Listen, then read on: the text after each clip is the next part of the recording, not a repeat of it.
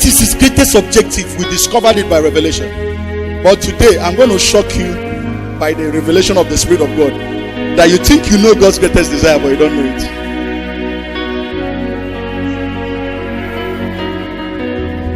What is God's greatest desire?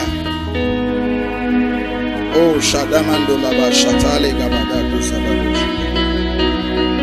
it is important to catch this truth I want to say now.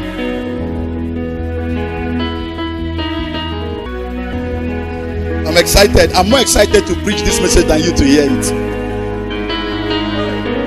Because even this afternoon I was still catching more light. At the time I had to stop. And I'm thinking about preaching a message next week of revealing Christ through the scriptures. From Genesis to Revelation is a revelation of only Jesus. Even the ark was Jesus. I'll begin to show you from Exodus where is Jesus. Even the inside the ark, Jesus. Everything in Jesus is in Genesis, is in Exodus, is in Leviticus, is in Number, is in Deuteronomy. No, I named them everywhere. That from the beginning God had one intention: reveal Jesus. Now listen, I want you to catch this truth. There are three things I'm going to be talking about. You know, last week I talked about three things. I said what was Satan's greatest desire. The second one, I told you what is Satan's greatest desire. I will say what will be Satan's greatest desire. And I told you that the greatest advantage we have is that we have the end of the book. So we know the end from the beginning. So we're able to discover these three things. Now you must understand, in Genesis 1, when God was creating, there is a technology. I love using that word. There is a technology, a methodology, and a pattern, principle hidden as a code in the systems of God in creation. And what's this technology? What's this pattern? What's this principle locked up and hidden in creation of God? Is this. I say it. Listen. Don't write. Hear it. I will say it again. If God wanted to create something, He speaks to a thing He wants that thing to be created out of, so that it will be sustained by that thing He called it out of, and it will return to that thing it called it out of. Please, if you don't catch this, you will not know where I'm going to. You'll be lost.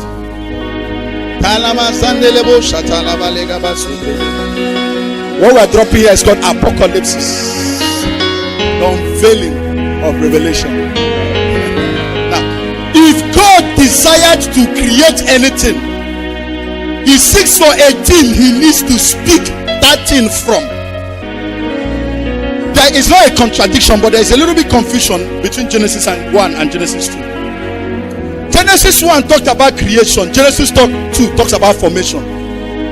There is a difference between creation and formation. God created certain things and God made certain things.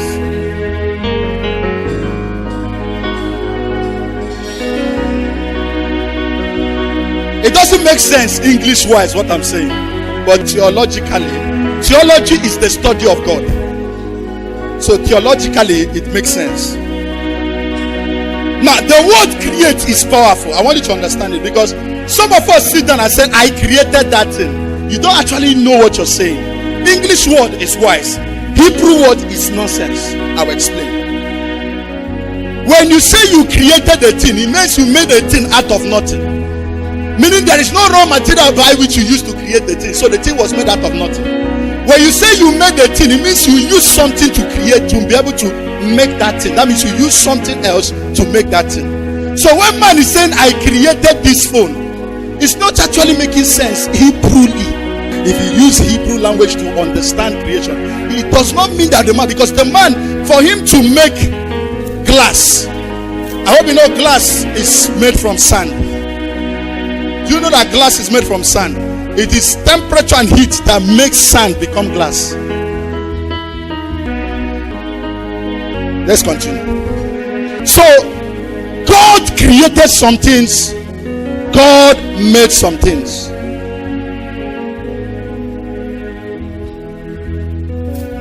Now, from the principle I was talking, that when God wanted to make something, He looked at something and spoke to the thing from which He wanted that thing to be made, so that it can be able to be sustained by that place it came, what we call source. That's why from source came sustenance. Source came sustenance. So if it sticks to a thing, the thing becomes his source. But as a source, it becomes his sustenance. And it's also to return to that thing. Genesis 1:11. Let's begin to see. He said, God said, let the earth. God wanted plants. God did not create light. See, when he wanted light, he said, let there be light. He just called light out. But when he wanted plant, he now had to speak to a source. He said, let the earth produce plants. So he wanted plants to have a source and a sustenance. He didn't just speak in there and say, let there be plants. No, he spoke to something. He said, earth produce plants. And plants, trees, herbs came out of the earth. So that means the earth is what sustains plants, trees, and herbs.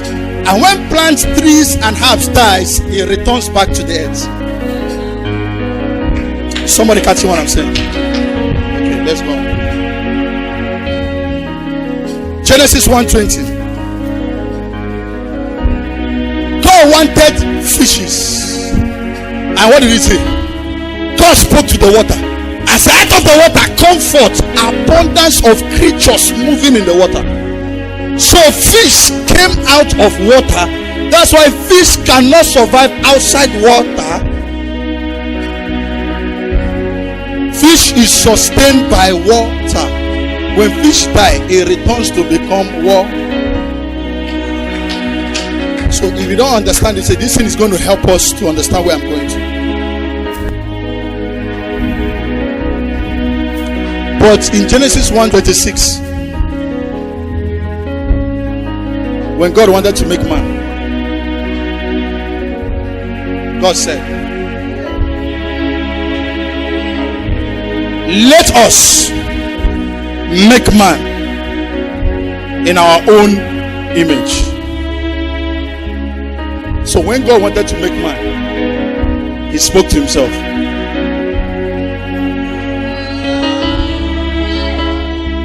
So man was made out of God. God made man out of himself.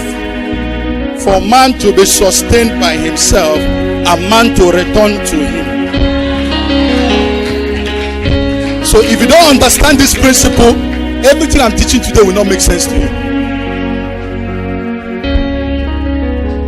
Pastor, why do you say so? What about if somebody dies, the person turns to sand? Yes, I will explain. That's why I said God created some things, God formed some things.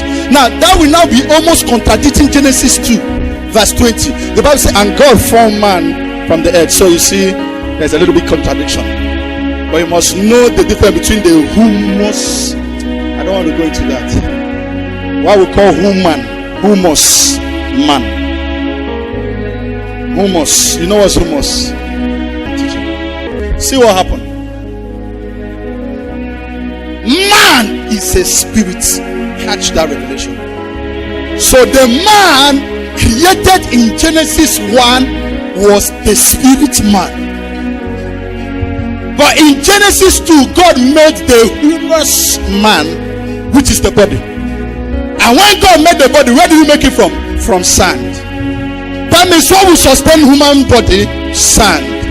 What do you eat? Plants. Where does plant come from? Sand.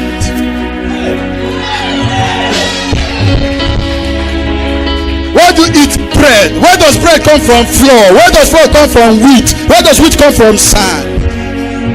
Everything you eat. So that's why this thing is sustained by the sand. So you know, when man died, you say, why didn't man die? No, man died, but it was man that died, not man. The man that died was the spirit, not the physical man. So that's why man was alive physically, but was dead spiritually. Are you catching? These things will help you. See, everything I'm saying here is necessary. That's why I'm not perturbed by the number of people. But see, what do you think happens to a plant that looks at the soil and looks at earth? I say, earth, I'm pulling out. I'm going to make it without you. Are you catching what I'm saying? Plant looks at earth and says, I'm pulling out. I will make it without you. I don't need you. That's what happens to man. Happened to man. That's why at the time, see what happened. God told man, he said, the day, man said, God, I'm pulling out. He said, the day you pull out, that's the day you will die. Because eating the fruit was pulling out. But he said, the day you do, you will die. Now you start wondering, why didn't he die physically? No, it was spiritually he died. So man looked at God and said, God, I'm pulling out. I will make it without you.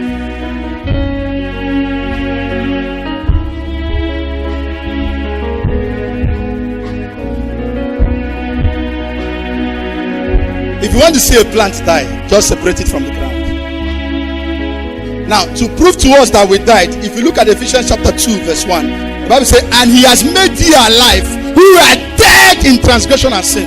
So what was that life he was making us when man was already alive? In John chapter 10 verse 10, he said that I have come, that Christ I have come to give them life and life more abundantly. What life was he to give to them? They were alive now, because in the world system you are alive by day. You don't know, some of us are sitting there and we think we are alive and we actually are not alive.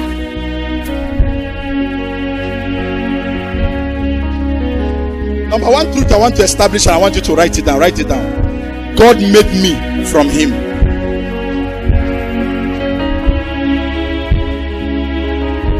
God, I know what I'm doing. Everything I'm saying, I'm going to connect all of them. So just be playing with me. So number one thing, for us to be able to discover God's greatest desire, number one thing I want you to know is that God made me from him. That means God made man from himself. Number one. Number two that I want to also continue before we reach number three, everything will balance, is that God made me like him.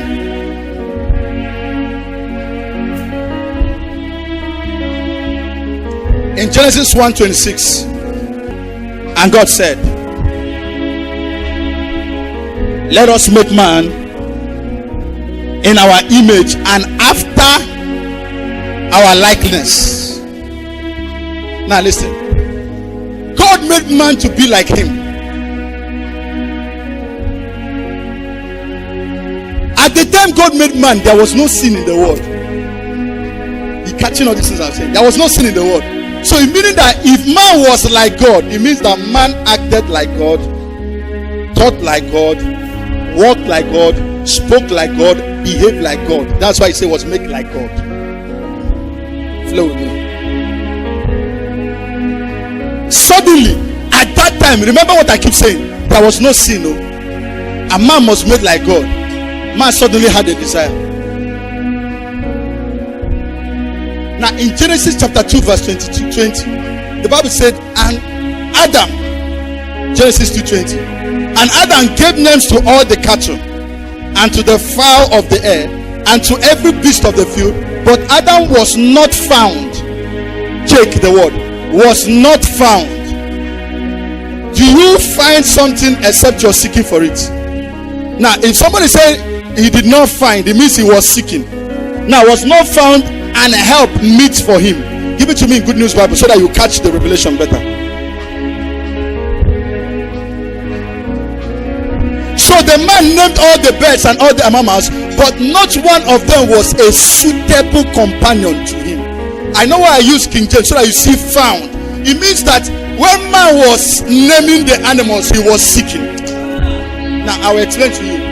Look at this. This is not what the Bible says, but that's why the Bible says Selah. It means think. Pause, think. That's why God gave us brain to think. Anytime you stop thinking, you start sinking and you start stinking. So, and it said that 90% of people on earth does not think. Okay, let me give it to you. They said 65% of people on earth does not think. Then 50% think they are thinking. Because your behavior, if you're actually thinking, you will not behave the way some of you are behaving. 65% of people don't think. But 15 to 20% think they are thinking when they're actually not thinking. Now in thoughts, it came like this. God did this. Adam came and said, God, I need something, but I don't know what I need, but I know I need something. I know I desire for something, but I don't know what it is. And God said, okay. When I created the animals and everything I created, I did not name them. So help me name them. But in naming them, check whether you will see that thing you think you are seeking for. You will see. So at every time he was naming, hippopotamus came, he looked. Hippopotamus. Gorilla come. Hey! Gorilla. Monkey. Lion.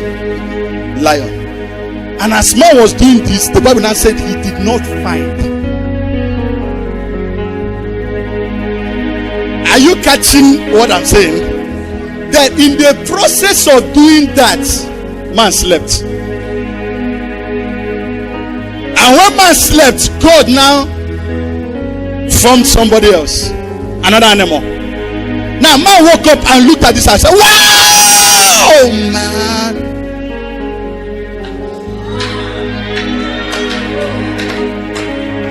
I believe that's how the name came. Whoa, man. And I said, I like this creature. Man, I love this. For she shall be called woman. Now, see my greatest question. Do you know what's my greatest question? How did God know it was woman he needed?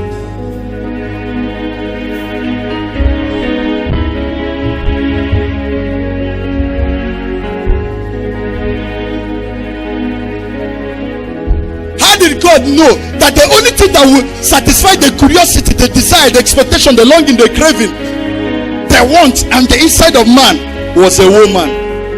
How did God know? Why didn't God create video game knowing man likes video game? Why didn't God create car knowing God likes car? Why didn't God create phone? Why did he create the woman? You know what you must understand? The Holy Ghost likes it when you read scriptures asking questions. See, let me tell you, teachers don't like a dummy that says yes to everything and does not ask questions. And if you don't ask questions, you will never grow in knowledge. Remember, we're trying to know God's greatest desire. Remember, God made man in his likeness. Now, see Genesis chapter 1 verse 26 in Message Bible, so you understand this thing well. Now listen, see. He said, let us make human being in our image. Make them reflect my nature. Now understand. It means when you see him, he reveals everything about me. Now, what does a mirror do to your image? Now, I don't need to see you, but if I'm standing back in you through the mirror, I can know what you're doing. Because the mirror is reflecting everything you do. Now, he didn't say let them reflect our image. He said let them reflect our nature. That means the way I think, nature is beyond physical. Nature is beyond image. Nature is internal. It's intangible. Or it's like a DNA, sir.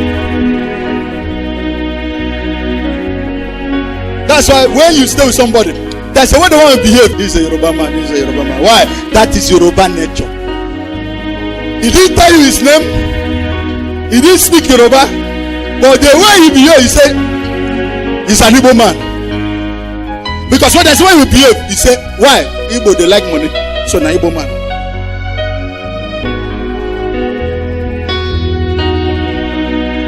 So if I have a mirror in front of me and you're behind me, what am I doing? I can tell you from what I see in the mirror. Now, remember, man was to reflect the nature of God. People that are wise have answered the question.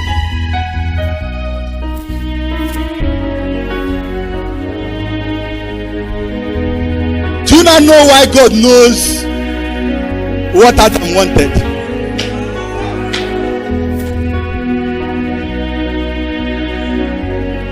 So what is God's greatest desire? When God created man, he also put everything he likes in man inside man. Why is it that many of you, if they praise you, your head is scattered?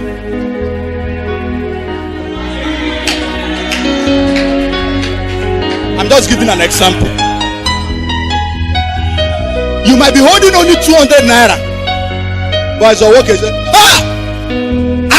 man, I'm not talking it. In that praise, I'm all for people. It's like, make I see you. I can no vex, find me 100. Oh boy, you go come out, you go give me 200. So carry go. So do you know why he said praise me? I'm just bringing it.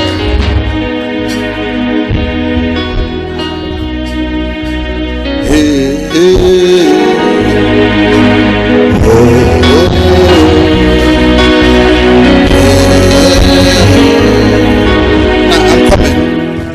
I've not yet answered the question.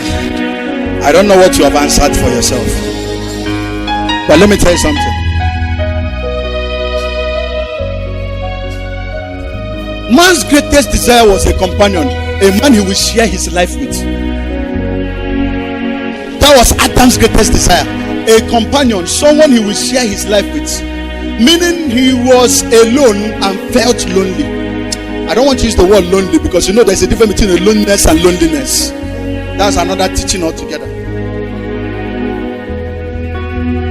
Now, when God created man, he did not create a robot. He created man with a will.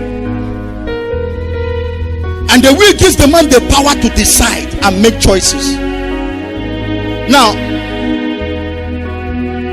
you can't force somebody to love you. And you can't make a robot and tell the robot to love you and you enjoy the love, because the robot has no choice. So you can say, I love you, I love you, I love you, I love you, I love you, I love you, I love you, I love you, I love you, I love you. It has been discovered that at a time in customer service research, they brought a machine, ATM machine, and loaded it with money and brought a service person and kept it. And trained the service personnel to be too good in customer service. Trained the machine. The machine comes and says, welcome to UB United Bank of Africa. We love you. Thank you we celebrate you. Can you do your transaction? Okay, thank you. We're sorry. Can you try your PIN again? Okay, take your money. We thank you for banking with us. Man left. And he goes, and a young lady is smiling. Oh, thank you for coming to the bank. How may I help you? He said, I want to withdraw money. Thank you, sir. Please, sir, don't be offended. Please, can you fill this form? Oh, sorry, you made a mistake, sir. Please, can you just resign it? I'm sorry for the inconvenience. Yeah, so I'm sorry that I'm wasting your money. I'm just going through the process. Please just hold on. Now, how much did you say you want again? Thank you very much, sir. Okay, sir, this is the money. Thank you for banking with us. They discovered that more crowd went to the customer care person than the machine, because man wants man to talk to him. Oh, you're not catching what I'm saying. The machine has been inoculated with the tendencies of customer care, but man knows his program to do this. But when he now see a man that is not programmed, that chooses to do it, he prefers the one the man chose and not the one programmed. So you see why God didn't make man to say, I will serve you, I will love you, I will work for you. You now see why there is joy in heaven when you choose to say, Lord, I give my life. I'm just building something for you, so you understand how powerful your choice is. And you know the torment God goes through from the hand of devil when you choose to follow the devil. He said, I told you, man. And he carries you. Because what? That God sees that you chose devil instead of him. Because I'm trying to establish something. Before I come to conclusion in the Bible, I want to make you understand that the first Adam had a desire. There's also a second Adam. Now, 1 Corinthians chapter 15:45 shows us that there are two Adams that existed on the earth.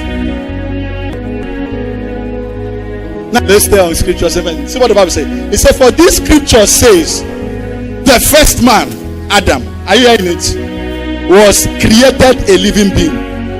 But the last Adam is a life-giving spirit. It's still called the last Adam, Adam. Look at verse 47. I can stop the preaching now and we go. You people have caught it, but there's another light I want to bring to you. The first Adam, made of earth, came from the earth.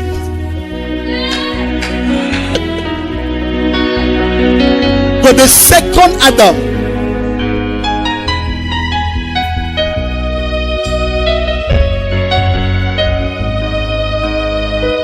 now let's start dropping it like it's hot. Listen. First Adam had a desire.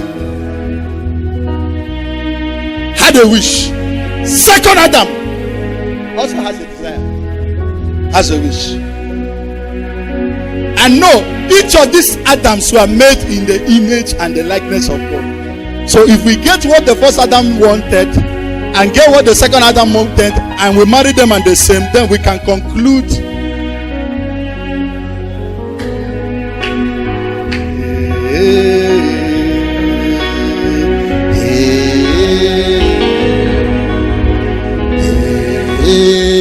now listen. Let me start saying something. Jesus was saying some dangerous things to prove to us there is something about him that is beyond him that people didn't know about him. He looked at the Jews and said in John chapter 10 verse 30, he said, I and the Father are one. He was trying to establish something, because I want to make you know that if we catch what Jesus wants, then we have caught what God wants. He looked and said, I and the Father are one. In John 30 verse what? 10 verse 30. In John 14 verse 8, Philip looked at him and asked him a question.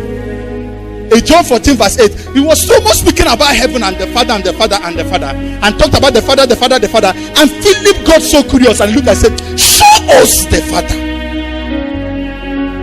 Jesus so much spoke about the Father that Philip had a curiosity, and he looked at it and said, show us the Father. Jesus Abaka. In verse 9, look at verse 9. He said, Jesus answered, for a long time I have been with you all, yet you do not know me, Philip. Whoever has seen me has seen the Father. He's happy with you and you don't understand this, I say, because he so much talked about the Father in heaven, Father in heaven, and he said, show us the Father. He said, no. You mean that as you're seeing me now, you're seeing the Father? I want to establish something. In John chapter 12 verse 45, he made another statement again. Whosoever see me sees also him who sent me, and who is he that sent him? The Father. This is in King James.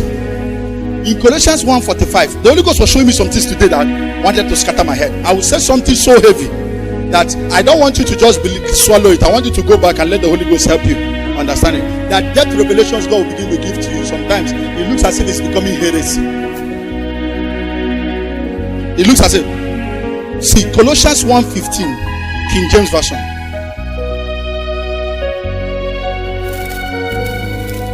He said,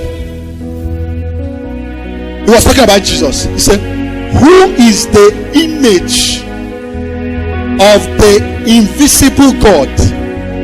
Remember, image is what you see in the mirror. Mirror reflects the person. So if I've not seen you before, but I see your mirror image, I can recognize you every time I see you. So another thing that will help you know this thing better is a picture. If I've never seen you before and I see your picture, if I see you in real life, anywhere I see you, I say, that's him. Why? The picture reflected his image. And he's saying that Jesus is the physical image representation of the God you have not seen before. Who is the what? Can we read it? Everybody read it together. Stop. Just stop here. Again, let's shout it.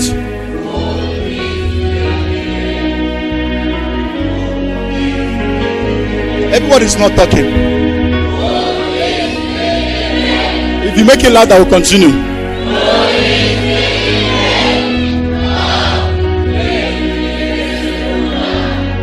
That means you can't see him invisible, but if you want to see him in his visible form,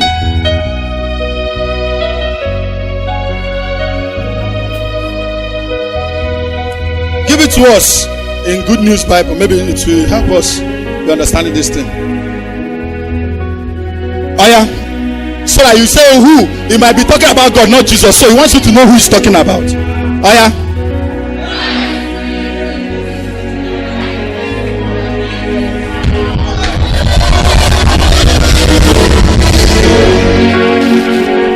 Some of you understand. That's why I'm telling you that I don't know. This week I need to teach revealing Christ through scriptures.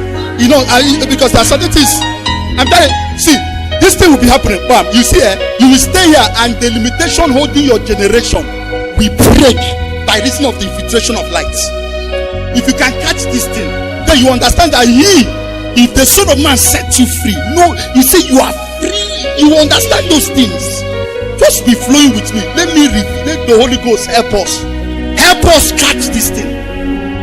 Give it to me, Message Bible. Oh yeah. Can we read it together?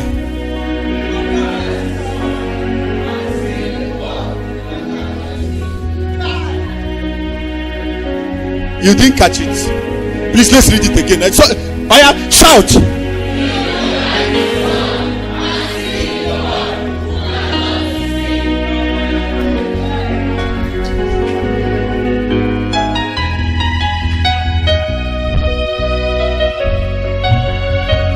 Please, don't run mad if we read this one now. Just be calm. Colossians 2:9, King James. Let's read it.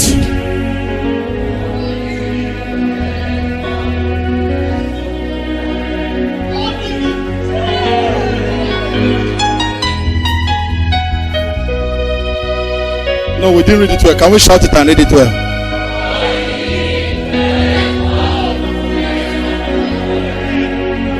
Listen, he didn't say all the fullness of God, so you're confused. He told you the God is talking about.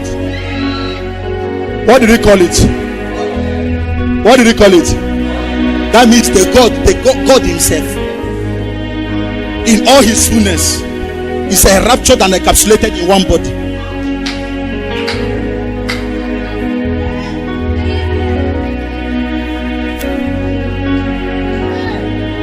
Holy Ghost told me something that made me crazy. Do you know what he said? He said that's why when you are seeking God, he shows you Jesus. When you're seeking Jesus, he shows you God. If you go to Holy Ghost, he shows you Jesus. You go to Jesus, Jesus shows you God. For the Spirit shall not talk of himself, for he shall speak of Jesus. He said, for he shall speak of Jesus. So everything. Do you see why God said, let me shock you. See what the Holy Ghost told you. See what the Holy Ghost, he said, do you see why? See what he told you. He said, do you see why? God, there's been a confusion in the world. Who is God? Anything can be God. To some people it's a cow. To some people it's the moon. It's the star. So there's confusion. And God knows there is confusion on earth because people can't know how to recognize him. So he said, the only way I can make them to recognize me is that I need to give them an image. I need to give them a symbol.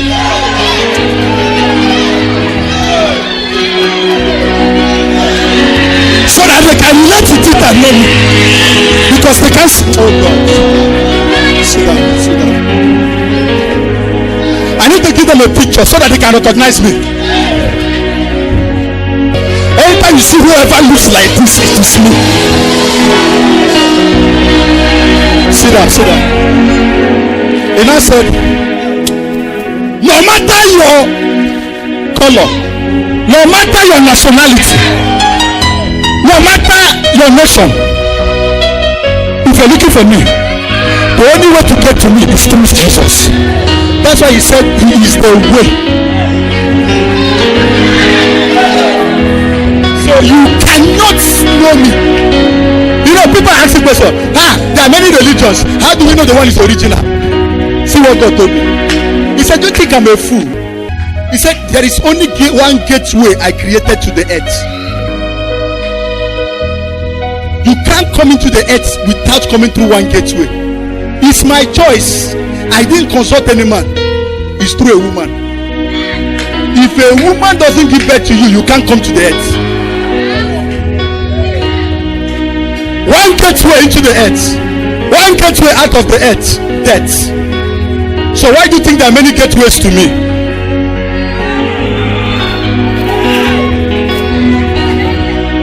If I gave one gateway to the earth, why do you think I have many gates to me?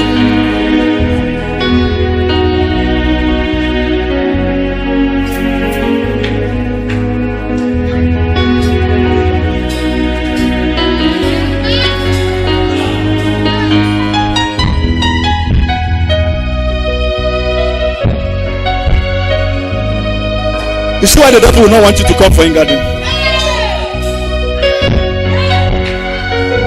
That as I'm talking now, somebody having access has become AA. You won't understand. You won't understand.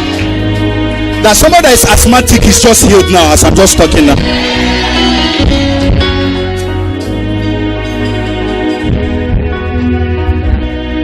See, God has a nature. And what is the nature of God? How many of you have done catcher? This is catcher. Bam. And I run. But you know you can do this thing. As I touch you, touch me. Touch me. As I want you to touch me, you now you run. You understand? See God. If you touch God, God touches you.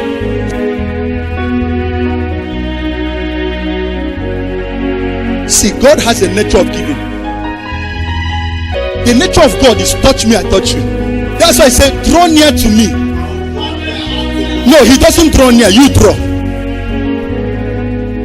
See, the woman had issues of blood for 12 years. Jesus was passing. It's not that Jesus didn't know she had problem. No. If she doesn't touch, I don't touch.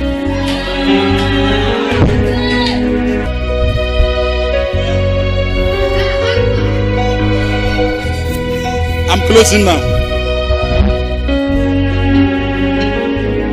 I'll continue this next week. Listen. I read the scripture to you people about the greatest desire of the devil. What was the scripture? Isaiah 14 verse 12. And what do we say? For thou hast said to thy heart, I will. And we explain the word will to mean I desire to, I long to, I crave to, I want to. You understand? So what made us know is the desire of the devil. He said I will. So there is a will in it. So if we want to know God's greatest desire, we need to see where God also said I will.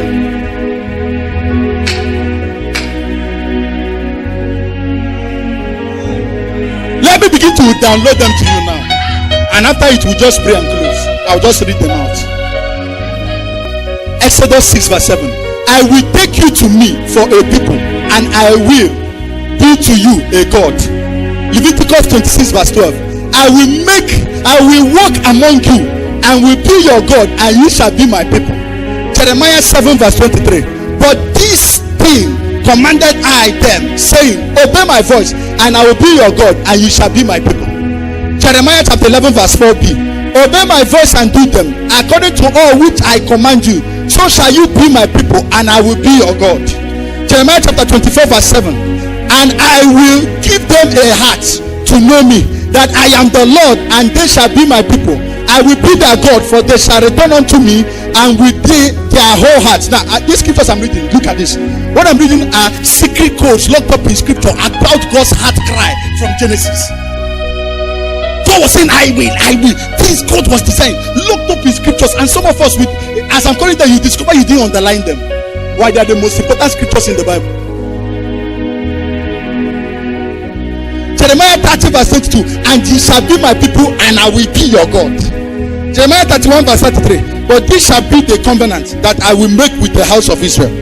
After those days, saith the Lord, I will put my law in their innermost parts, and write it in their hearts, and will be their God, and they shall be my people. Ezekiel 11:20.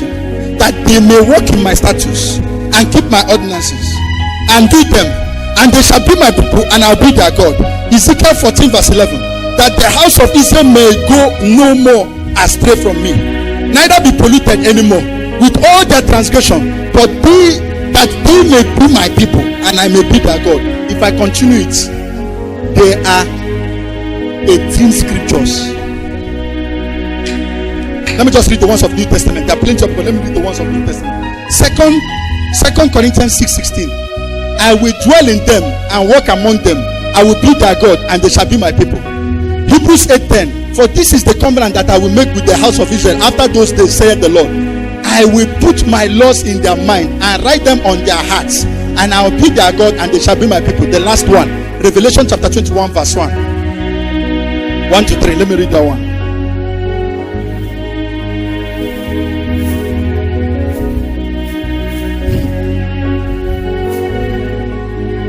Revelation. See, listen to this. And I saw a new heaven and a new earth.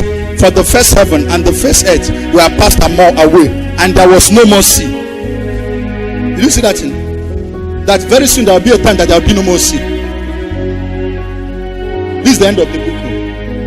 And I saw a new heaven and a new earth. For the first heaven and the first earth were passed away, and there was no more sea. Give me the next verse 2.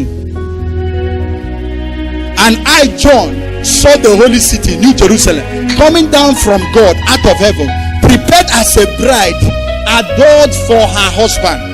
Verse 3. And I heard a great voice out of heaven saying, behold, the tabernacle of God is with men, and he will dwell with them, and they shall be his people, and God himself shall be with them, and their God. The greatest desire of God is you. See, Adam's greatest desire was a companion. Jesus' greatest desire was a bride. Why is the church called the bride of Christ? What is the Holy Ghost doing? He's preparing a bride that Jesus will meet. I told you last week that rapture is not Jesus coming to punish people. No, rapture is Jesus walking the eyes to pick his bride. Come, let me demonstrate it.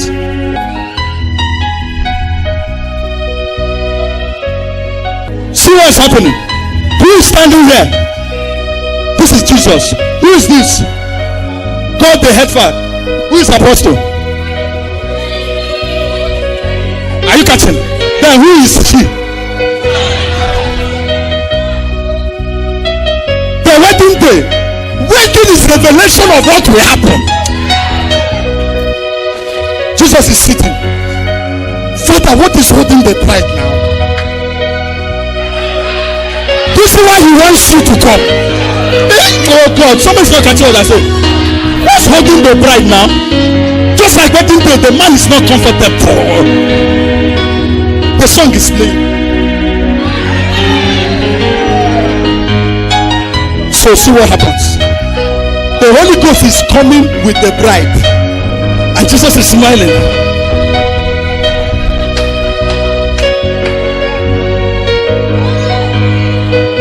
And he will hand over. Sorry, you're supposed to do it the other side. You will hand over, and I bring her. And Jesus will be smiling, looking at the face. Do you understand? Can we celebrate this actors? Can we celebrate this actor?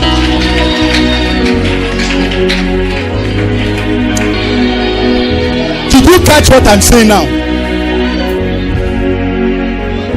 But see, imagine if the bride is not wearing her wedding dress, which is the clothing of righteousness.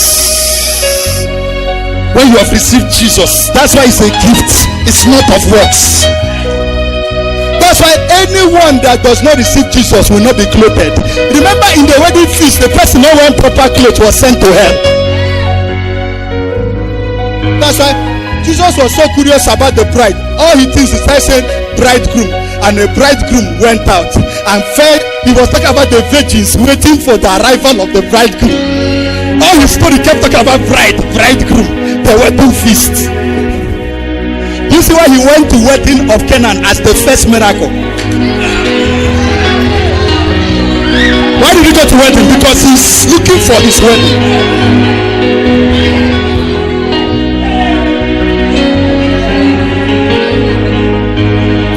First miracle, and this the beginning of miracles of Jesus. Give it to me.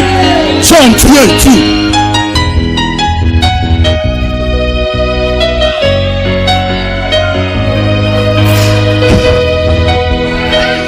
John 2:11. This beginning of miracles did Jesus in Canaan.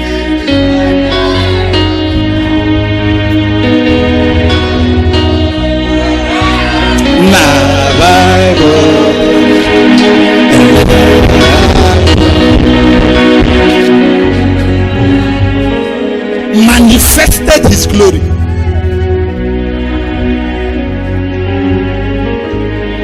So if Jesus, Adam's greatest desire is a companion, Eve, and Jesus' greatest desire is a companion, the church. So what is God's greatest desire?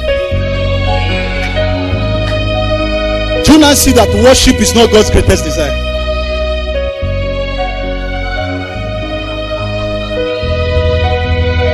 He has enough in heaven. Listen, there are 1 trillion angels in heaven worshiping.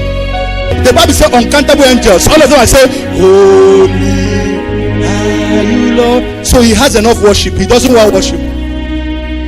I don't want to say this one, but this one hits me. The worship of an angel does not move God as the worship of a man, because an angel has no option than to worship, but you have option. Now listen, what is worship? Worship is expressing your love to him. Worship is when you say I love you. Then you say prove it, I love you. So every time you raise your hand, you say Lord.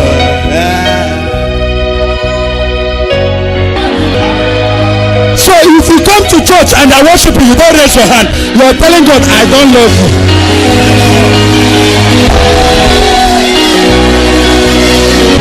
Sit down.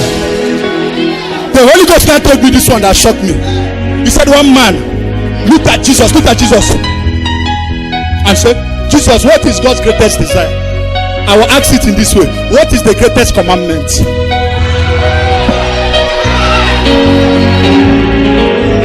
Thou shalt love the Lord your God with all your heart, with all your might, with all your strength. So the greatest God wants is you to love him. He looked at Peter and said, do you love me?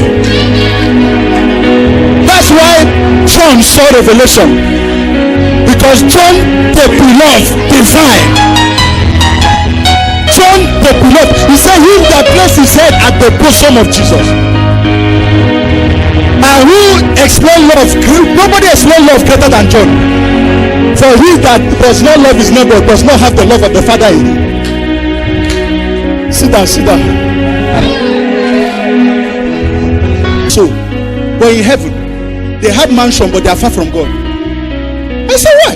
He said, no matter what you do on earth is of no value to me if increments of love is not in it. That's why God weighs them. Are you doing it out of love? Are you doing it? That's why the greatest thing that won't God is that you come to God for things and not for him. You come to God and the only thing you want from God is what he will give you, and not because of him. It breaks his heart. The greatest desire of God that you will love him and want him. And you know the shocking thing? If you want him, he gives you everything. The secret to greatness, which is the greatest commandment, is love the Lord with all your hearts. With all your hearts. With revelation, lift up your hands and shout, I love you. I want you to say this thing with revelation. Can you lift up your hands and just shout, I love you? Can you just lift up your hands and shout, I love you? Let's sing this song as we close. I love you.